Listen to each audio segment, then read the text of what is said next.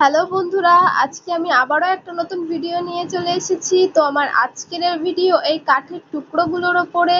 তো এই কাঠের টুকরোটা আমি অনেক আগেই কেটে নিয়েছিলাম। তো এর উপরে আমি কি করছি সেটা তোমাদের সঙ্গে শেয়ার করছি, তো ভিডিওটা দেখতে থাকো। তো আমি এখানে প্রথমে কাঠের টুকরোটার ওপর সিরিজ কাগজ দিয়ে ভালোভাবে মসৃণ করে নিয়েছি টুকরোটাকে। তো তারপরে আমি এখানে পেন্সিল দিয়ে ক্রাফটটা এঁকে নিয়েছি। এঁকে নেওয়ার পরে আমি এখানে কালার করেছি।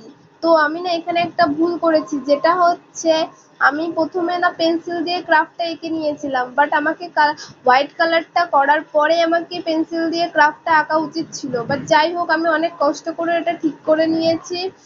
তো এরপরে পুরো ঠাকুরগুলোকে আমি কালার করে নিয়েছি খুব সুন্দর করে। তো তারপরে দেখো কতটা সুন্দর লাগছে ঠাকুরগুলোকে। তো আমাকে কমেন্টে কিন্তু অবশ্যই জানাবে যে আমি কি কি ঠাকুর এঁকেছি। যদি আমার ভিডিওগুলো ভালো লাগে তো লাইক কমেন্ট শেয়ার করতে ভুলো না কিন্তু।